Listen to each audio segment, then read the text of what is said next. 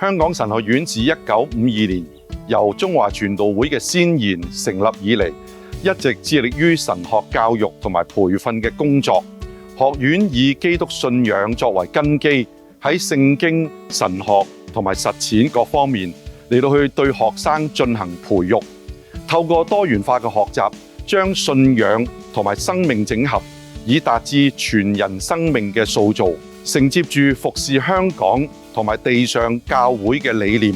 多年嚟不斷嘅同社會接軌，喺課程上同埋知識上不斷嘅更新，以更貼近時代嘅需要去教導同埋裝備我哋嘅學生。我都明白咧，唔少弟兄姊妹咧知道讀神學歷史科咧係覺得咧好似唔係好實用啊，同自己冇乜關係咁啊，幾難讀咁樣。所以作為教呢啲科目嘅老師，我哋希望盡量能夠深入淺出啦，嚟到同同學一齊嚟到學習，進入呢個神學歷史呢個嘅世界。香港教會嚟緊條路真係唔容易行，正因為咁樣，我覺得更加需要讀歷史。所謂以古鑑今，或許能夠讀教會歷史，幫助我哋能夠喺上帝嘅帶領底下，我哋識得點樣嚟繼續行落去咯。另外咧，大家可能覺得讀教義啊嗰啲好似同我哋傳福音嘅工作好似冇乜關係咁樣。福音需要一個好紮實嘅福音神學，我哋需要認識上帝係一位點樣嘅上帝，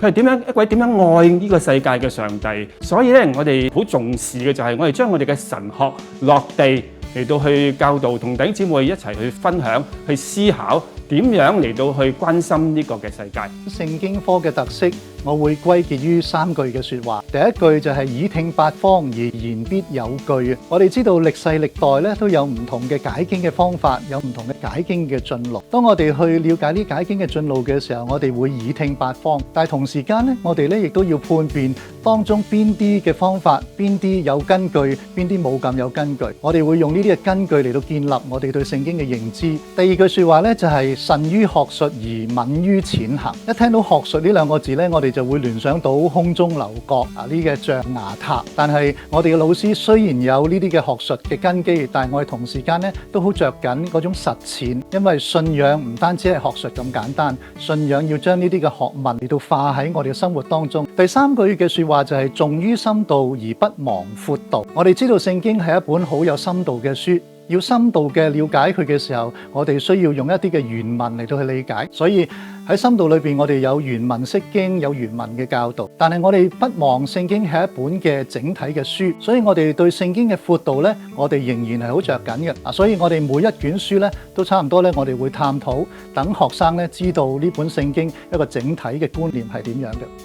講神其中一個特色就係我哋係一個人情味好濃厚嘅一個群體，我哋每個人喺當中彼此嘅認識係好深，我哋彼此認識嘅機會同埋平台係非常之多嘅。譬如有我哋嘅組會啦，我哋喺組會入邊咧會聆聽彼此嘅生命嘅故事，我哋亦都有食飯嘅時間，我哋會圍埋一齊咧，一齊去分享台上嗰個好美味嘅食物，亦都係一個好溫馨嘅時刻。我哋都有其他嘅活動去學習、去服侍。去彼此去祈禱、去代禱，咁所以喺當中，我係感受到一種嘅溫暖，而呢一個溫暖係屬於我哋成個嘅港神嘅。為咗栽培將來嘅教會牧者、機構領袖，又為咗培育信徒喺教會同埋職場上面侍奉上帝，我哋規劃咗好多唔同程度、全時間、部分時間嘅神學課程，以切合信徒喺唔同處境嘅需要。